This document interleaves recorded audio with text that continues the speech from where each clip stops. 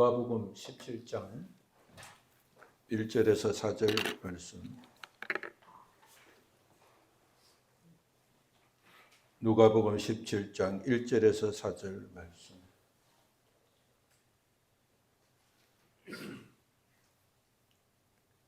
예수께서 제자들에게 이르시되 실족하게 하는 것이 없을 수는 없으나 그렇게 하게 하는 자에게는 화르다.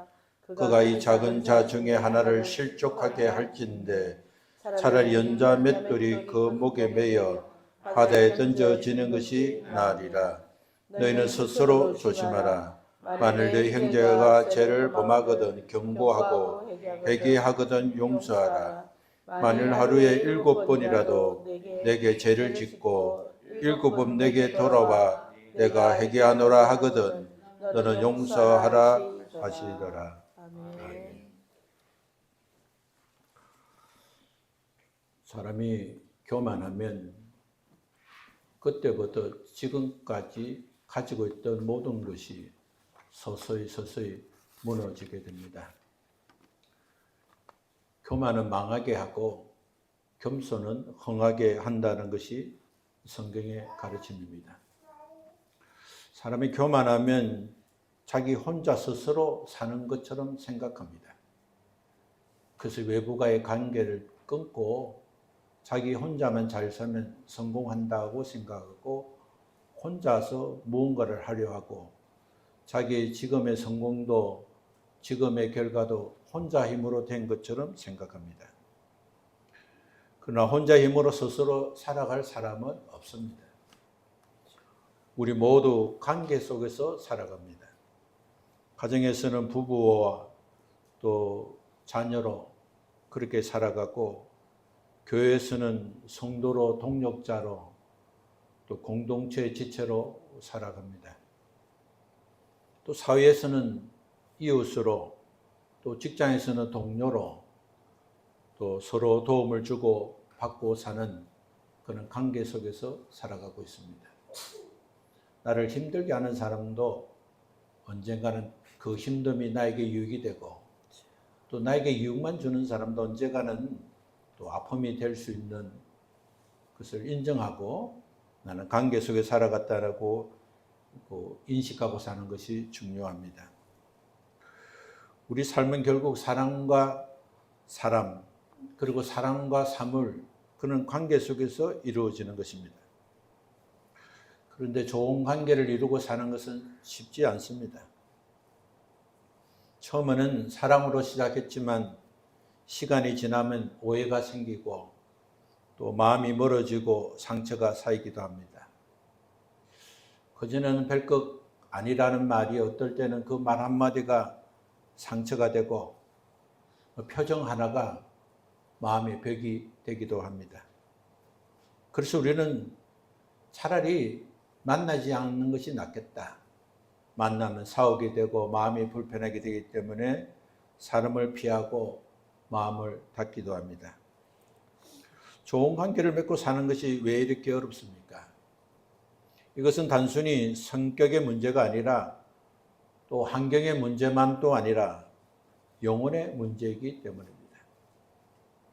눈에 보이지 않는 우리의 내면, 우리의 재성, 우리의 영적 상태가 관계를 결정하기 때문입니다. 그래서 예수님은 관계를 말씀하시면서 가장 먼저 죄를 말씀하셨습니다. 죄는 관계를 무너뜨리고 회개는 관계를 회복시키고 용서는 그 회복을 완성시킨다는 말씀을 오늘 우리가 읽었던 말씀 속에서 말씀하고 계시는 것입니다. 이것은 단순한 도덕적 질서가 아니라 하나님의 영적 질서입니다. 오늘 1절에 보면 실족하게 하는 일이 없을 수는 없으나 이 말씀은 단순히 인간관계의 현실을 말씀하신 것이 아니라 영적 전쟁의 현실을 드러내는 말씀입니다. 우리가 살아가는 이 세상은 완전하지도 또 안전하지도 않습니다. 겉으로는 평범해 보여도 사람과 환경 속에는 여전히 과거에 죄든 죄로 살았던 악습, 또 악한 영향력의 흔적이 남아있고 하나님을 떠났던 삶의 전체가 또 전제가 남아있습니다. 그리고 그 중심에는 여전히 사라지지 않는 죄성이 있습니다. 그래서 관계 속에서는 이유 없이 부딪히고 설명하지 않는 감정이 올라오고 반복되는 갈등이 생깁니다. 이해할 만한데도 이해하지 못하고 수용할 만한데도 수용되지 않고 나와 상대가 그런 반응을 보이게 되는 것입니다. 이것은 단순한 성격의 문제가 아니라 영적인 충돌의 결과인 것입니다. 그래서 예수님은 말씀하십니다. 실족하게 하는 일이 없을 수 없으나 관계 속에서 일어나는 충동과 실족은 피할 수 없는 현실이라고 말씀하신 것입니다. 그러나 중요한 것은 실족이 일어나는 것이 아니라 그 실족을 어떻게 다루냐는 데 있습니다. 실족하게 한다는 것은 단순히 기분을 상하게 하는 것이 아닙니다. 믿음이 흔들리고 신앙이 무너지고 하나님의 관계가 끊어지게 하는 것입니다. 하나님을 믿어봐야 소용도 없고 오늘 같은 날은 교회 가지 않고 차라리 마음 쉴 곳을 찾는 게 낫겠고 같이 교회 가는 것보다 차라리 오늘은 따로 있는 것이 좋겠다는 그런 마음이 생기게 되는 것입니다. 어떤 사람은 상처 때문에 교회를 떠나고 어떤 사람은 사람 때문에 하나님과 멀어지는 일들이 많습니다. 신앙생활을 하고 싶지만 그 사람 생각하고 그때 그 사건을 생각하고 오늘 내 감정을 생각하면 교회도 하나님도 떠나가게 되는 것입니다. 이것이 바로 실족인 것입니다. 그래서 우리는 반드시 기억해야 할 것이 있습니다. 나는 관계 속에서 영적 영향을 주고받는 존재라는 사실입니다. 나는 사람과의 만남 속에서 말과 행동 속에서 그 사람의 행동과 말을 통해서 나는 영적으로 공격을 받게 되는 존재고 또 내 말과 행동으로 공격을 줄 수 있는 존재라는 것을 항상 기억해야 합니다. 내 말 하나, 내 태도 하나가 누군가에게 영혼의 영향력을 준다는 것입니다. 그래서 예수님은 강하게 경고하셨습니다. 그 일로 말미암아 실족하게 하는 자에게 하루다. 이 말씀은 하나님 앞에서 책임을 말씀하시는 것입니다. 오늘 2절의 말씀을 보면 차라리 연자맷돌을 목에 메고 바다에 던지는 것이 낫다고 하셨습니다. 왜냐하면 죄는 우리가 생각하는 것보다 훨씬 더 깊고 무겁기 때문입니다. 죄는 단순한 행동 하나가 아니라 영적 상태인 것입니다. 우리가 나쁜 말을 하고 욕설을 하고 악한 말을 하고 저주의 말을 하는 것은 단순한 그 입에 문제가 있는 것이 아니라 그 마음속에 오랫동안 욕을 싣고 악습을 심었고 선이 아니라 악을 쌓았기 때문인 것입니다. 죄는 우리 생각보다 훨씬 더 깊고 무겁습니다. 죄는 단순히 행동 하나가 아니라 영적인 상태인 것입니다. 내가 무엇이 드러났다는 것은 그 안에 그 드러나는 그 어두운 것들이 그만큼 쌓여있다는 것입니다. 죄가 쌓이면 마음을 더럽게 합니다. 생각을 왜곡시킵니다. 관계를 무너뜨립니다. 그래서 결국 나와 상대의 영혼을 병들게 하는 것입니다. 특히 예수님 오늘 말씀하시면서 소자에게 그가 이 작은 자 중에 하나를 실족하게 할진대 우리 주님의 관심은 작은 자였습니다. 작은 자는 어떤 사람입니까? 믿음이 약한 사람, 상처받기 쉬운 사람, 영적 돌봄과 보호가 필요한 사람입니다. 우리는 우리 주변에 그런 사람을 만나게 됩니다. 그럼 언제까지 저럴 것인가? 언제까지 기도해 줘야 하는가? 이런 것이 아니라 아직도 저 사람에게는 내 말과 행동을 더 신중하게 해야 되겠다는 생각을 해야 하는 것입니다. 이런 작은 자를 넘어지게 한다면 이것은 단순한 잘못이 아니라 그 영혼을 무너뜨리기 때문에 그렇습니다. 그래서 우리는 말씀 앞에서 두려워해야 됩니다. 나는 지금 누구를 살리고 있는가? 아니면 무너뜨리고 있는가? 내 말과 행동을 보면서 믿음 없는 자가 믿음이 자라나는 것인가? 아니면 그 있는 믿음마저도 무너뜨리게 하는가를 생각해야 합니다.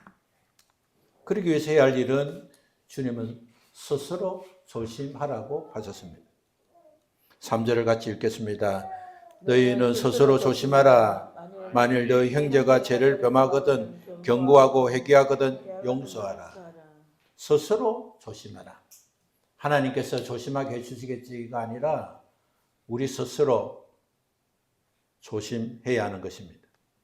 이 말씀은 신앙의 방향을 결정하는 말씀입니다. 우리는 쉽게 자신이 아닌 다른 사람을 먼저 봅니다. 그러나 예수님은 말씀하십니다. 먼저 자신을 보아라. 왜냐하면 문제의 시작은 항상 내 안에서 시작되기 때문입니다. 우리는 쉽게 문제의 원인을 밖에서 찾습니다. 저 사람이 문제다. 환경이 문제다. 상황이 문제다. 돈이 문제다.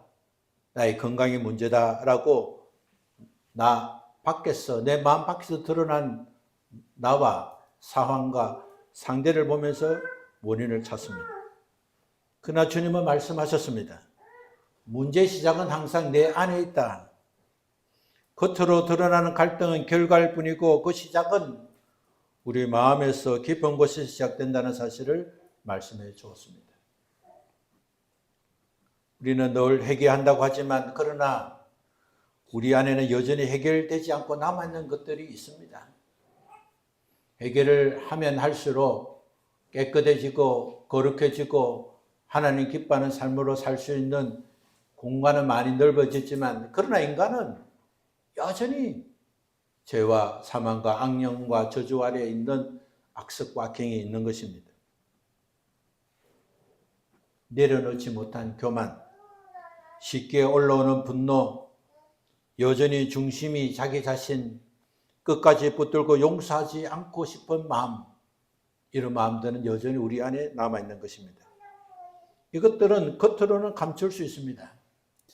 그리고 자기 스스로도 그것이 얼마나 있는지를 생각하지 않습니다. 그러나 불편한 관계가 되고 부딪히는 관계가 드러나면 그 안에 있는 정체성이 드러나게 되는 것입니다. 분노하게 되고 미워하게 되고 용서할 수 없게 되고 마음과 생각의 갈과를 잃어버리게 되는 것입니다. 말이 거칠어지고 표정이 굳어지고 마음이 다치게 되는 것입니다. 그래서 예수님이 말씀하십니다. 스스로 조심하라. 이 말씀은 단순한 주의가 아니라 자기 마음을 지키라는 말씀이고 자기 영적 상태를 점검하라는 말씀입니다. 준비되지 않았는데 행하면 실패하기 우선 당연한 것입니다. 우리의 마음과 우리의 현실을 잘 점검하고 가지고 있는 상태에서 사용해야 되는 겁니다. 예산을 벗어나면 가정의 경제적 어려움이 있듯이 우리 스스로 마음의 상태를 평가하지 않고 점검하지 않고 그저 내뱉은 말과 행동이 작은 자에게 상처를 주게 되는 것입니다. 신앙은 겉모습을 바꾸는 것이 아니라 마음 상태를 바꾸는 것입니다. 겉으로는 편안해 보여도 마음이 무너지면 관계도 무너지게 됩니다. 잘 지내는 것처럼 보여도 속으로는 다 마음 아파하는 것입니다. 다음에 또 보자 하고 인사하면서도 속으로는 이제 안 봤으면 좋겠다는 생각을 갖게 되는 것입니다. 하나님께 상달되는 참된 회개는 여기서부터 시작됩니다. 내 안에 죄를 보는 것, 나 자신을 정직하게 바라보는 것, 그렇게 될 때 진정한 회개가 되는 것입니다. 내 자신의 상태를 모르면서 그저 회개하는 것은 그냥 단순한 고백에 머물게 되는 겁니다. 그러나 내 자신을 보면서 참 나는 문제가 있는 사람이다. 나는 여전히 고쳐야 할 것이 많은 사람이다. 나는 하나님의 도우신 거 은혜가 아니면 살 수 없는 사람이다. 그래서 하나님의 도움을 바라보며 주님 나는 죄인입니다. 연약한 자입니다. 주님 없이는 살 수 없습니다. 이런 마음을 가지고 회개할 때 진정한 회개가 되는 것입니다. 다른 사람이 아니라 나의 환경이 아니라 내 안에 있는 문제를 먼저 보는 자, 그래서 그 문제를 해결하기 위해서 기도하는 자, 그가 바로 하나님께 상달되는 회개를 하는 것입니다. 자기 안의 문제를 보고 회개가 시작되었다면 그때부터 막혀있던 관계도, 삶도, 형통도 하나님께 새롭게 회복하기 시작하게 되는 것입니다. 오늘 3절 중반절에 보면 죄를 보면 책망하라 이렇게 말씀했습니다. 내 형제가 죄를 범하거든 경고하고, 다른 사람의 잘못을 경고하는 것은 쉽지 않습니다. 특별히 우리가 사는 이 시대에 남의 잘못을 잘못했다고 경고하는 것은 참 위험한 일입니다. 오늘 시대에 매우 필요한 말씀이기도 합니다. 우리가 사는 시대는 갈등을 피하려고 합니다. 싫으면 안 보면 되고, 내가 그 말 한다고 고쳐지나, 내가 그 말 한다고 나에게 돌아오는 것은 무엇인가 그렇게 생각합니다. 그러나 죄를 피하고 방치하는 것은 사랑이 아닙니다. 부모가 자식을 사랑한다면 잘못된 것을 말하고, 형제가 형제를 사랑한다면 잘못된 것을 말해야 하는 것입니다. 만약에 버려둔다는 것은 그것은 영혼을 방치하는 것입니다. 사랑의 책망은 공격이 아닙니다. 그렇기 때문에 누구를 책망하려고 한다면, 또 책망하게 된다면 사랑의 언어, 사랑의 표정, 내 마음의 사랑을 채워야 하는 것입니다. 사람을 살리기 위해서 잘못된 것은 책망할 수 있는 사람이 되어야 하는 것입니다. 그리고 회개하면 용서하라고 하셨습니다. 이것은 하나님의 나라의 핵심 진리입니다. 하나님은 우리가 회개할 때마다 용서해 주시고, 아멘. 우리 하나님은 회개할 때마다 받아주시고, 우리 하나님 회개할 때마다 새롭게 시작하게 하십니다. 아멘. 그래서 우리도 그 은혜를 받았기에 은혜를 흘려보내야 합니다. 용서는 감정이 아니라 믿음의 선택이고 순종의 행동입니다. 용서를 잘해주면 사람을 우습게 본다 생각하지 말고, 우리가 다른 사람의 잘못을 용서해 주신 것, 용서하는 것을 하나님이 보시고, 우리도 하나님께 더 많은 용서를 받을 수 있는 더 많은 기회를 얻는 것입니다. 우리가 주의 도면에서 고백한 것이, 하나님 우리가 우리에게 잘못한 사람을 용서했듯이 하나님 우리를 용서해달라고 기도하는 것은 하나님과 거래 조건이 아니라, 우리가 용서하는 마음을 많이 가지는 것은 하나님께 용서받았다는 은혜가 우리에게 있어야 가능하기 때문인 것입니다. 용서는 감정이 아닙니다. 마음이 안 좋기 때문에 용서할 수 없는 것이 아니라 믿음의 선택입니다. 그것은 하나님 말씀에 순종하는 행동인 것입니다. 주님은 하루에 7번이라도 용서하라고 하셨습니다. 인간의 연약함과 하나님의 사랑을 동시에 보여주시는 말씀인 것입니다. 우리는 반복해서 넘어집니다. 1분 전에 사랑한다고 말했다가 금방 마음이 상하면 그 사랑했다는 말도 잊어버리고 미워집니다.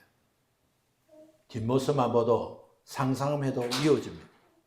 조금 전까지면 상상만 해도 좋았던 사람이 상상만 해도 미워지는 것이 우리의 인간의 연약함인 것입니다.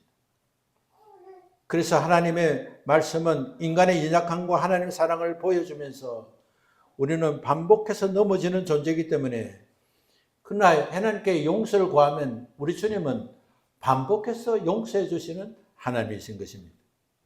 그래서 그 안에서 우리는 은혜를 누리고 살아갈 수 있습니다. 조금 전에 회개해 놓고 또 죄를 저지르면 내가 면목이 없어서 회개를 하겠나?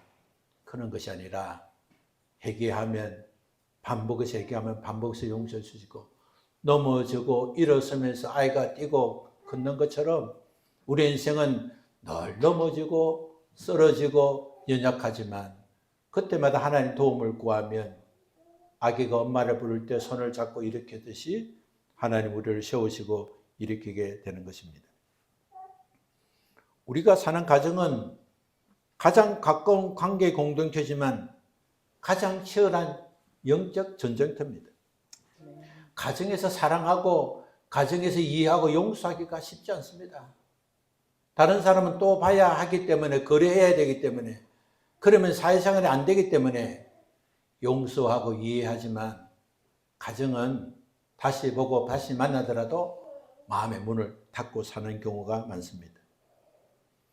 가정은 치열한 영적 전쟁터라는 사실을 알고 가정 안에서부터 우리가 먼저 회개하고 용서하는 훈련을 해야 하는 것입니다. 자신의 죄가 드러나면 유를 많이 대지 말고 미안하다, 잘못했다, 실수했네 라고 회개해야 됩니다. 이 한마디가 가정의 영적 흐름을 바꿔주는 것입니다. 이해해라, 어떻게 설명하는 것이 아니라 부모이든 자녀이든 형제들이든 제가 먼저 기억나는 사람, 죄를 먼저 깨달은 사람이 회개하고 회개할 때마다 용서해야 하는 것입니다. 왜 그렇게 했나? 이제 알았나요? 그렇게 알면서 그랬냐? 그런 것이 아니라 회개하면 즉시 용서해야 되는 것입니다. 그렇기 때문에 우리 일상에서 죄를 미루지 말고 즉시 회개하는 것이 훈련이 되어야 됩니다. 회개는 그저 하나님 앞에 세대와 가문과 조상과 삶을 회개하는 것만이 아니라 우리의 가정에서 회개는 빠를수록 우리의 영은 우리의 가정과 형통을 가로막히는 것은 빠르게 회복된다는 것을 알아야 하는 것입니다. 무엇이든지 골든타임이 있습니다. 좋은 골든타임을 놓치면 다음에 회개하기가 더 어렵습니다. 그때 아이고 미안하네, 내가 말을 잘못했네, 마음이 많이 아팠겠네, 실수했다, 엄마가 미안하다, 아빠가 미안하다, 여보 내가 미안해요, 이렇게 하면 자존심을 상하게 하는 것이 아니라 자존심을 오히려 높여주는 것입니다. 회개가 빠를수록 우리의 가정의 영적 흐름이 좋아지고 우리 가정에서 악하고 더러운 것들이 떠날 수밖에 없고 하나님의 축복의 통로가 열리게 되는 것입니다. 그 때문에 우리는 관계에서 우리는 선택해야 하는 것입니다. 상처를 붙들 것인가, 용서를 선택할 것인가. 내가 받은 상처를 그대로 가지고 있을 것인가. 그 상처는 크지만 나와 가정과 우리 가족이 더 많은 복을 받고 누리기 위해서 나는 무엇을 선택할 것인가. 밖에 나가서 일터에서 열심히 일하는 것보다 또 주어진 환경에서 열심히 가정을 돌보는 것보다 그보다 더 중요한 것은 하나님 주신 축복을 선택하는 것입니다. 아멘. 그것은 바로 용서하고 용서해 주는 것입니다. 상처를 붙들면 마음은 점점 굳어지고 관계는 점점 멀어집니다. 그러나 회개하고 용서를 붙들면 막혔던 것이 풀리고 닫혔던 관계가 다시 회복하게 되는 것입니다. 그래서 기억해야 합니다. 용서는 감정이 아니라 용서는 결단이고 순종이라는 사실을 기억해야 됩니다. 더 나아가 용서는 영적으로 승리하는 것입니다. 우리를 공격하는 어둠의 영들을 이기는 것이고 하나님의 은혜와 사랑을 통로를 열어가는 것입니다. 내 마음을 이기는 것이고 죄의 흐름을 끊는 것이고 하나님의 은혜를 흘러보내는 것입니다. 사랑하는 성도 여러분, 신앙은 아는 것이 아니라 살아내는 것입니다. 성경을 많이 하고 찬송을 많이 하고 성경을 많이 읽고 찬송을 많이 하는 것이 신앙이 아니라 신앙은 내가 아는 것만큼 살아내려고 노력하는 것입니다. 넘어지도 일어나고 실수해도 다시 하고 잘못되면 회개하고 감사하며 살아내는 것입니다. 말씀을 듣는 것으로 끝나는 것이 아니라 삶 속에서 드러나야 하는 것입니다. 회개하면 영이 치유되고 회복됩니다. 용서하면 관계가 다시 살아납니다. 우리가 살아가는 이 세상에는 완전한 것도 안전한 것도 없습니다. 우리는 늘 좋은 관계였지만 순식간에 나빠질 수 있고 상처받을 수 있고 상처 줄 수 있는 환경 속에 살아가고 있습니다. 안심할 수 있는 환경은 없습니다. 그래서 우리 더욱 중요한 것은 환경이 아니라 나의 영적 상태입니다. 환경을 바꾸고 분위기를 바꾸고 말과 태도를 바꾸면 더 좋아지겠다고 생각하기 이전에 내 영적 마음의 상태를 바꾸면 훨씬 좋아지고 훨씬 이길 수 있다고 생각을 바꿔야 하는 것입니다. 그렇기 때문에 우리는 스스로 돌아보고 마음을 살피고 우리 자신의 죄가 발견되면 즉시 회개하고 하나님께 용서받고 사람에게도 잘못한 것이 발견되면 회개하고 용서받고 용서하는 삶을 살아야 하는 것입니다. 그때 우리의 삶은 무너지지 않고 관계는 살아나고 우리의 가정과 교회와 우리가 만나는 직장과 사회에서 만나는 사람들과의 관계가 회복되는 것입니다. 회개하는 사람은 승리합니다. 아멘. 용서하는 사람은 형통합니다. 영적으로 사는 사람은 무너지지 않습니다.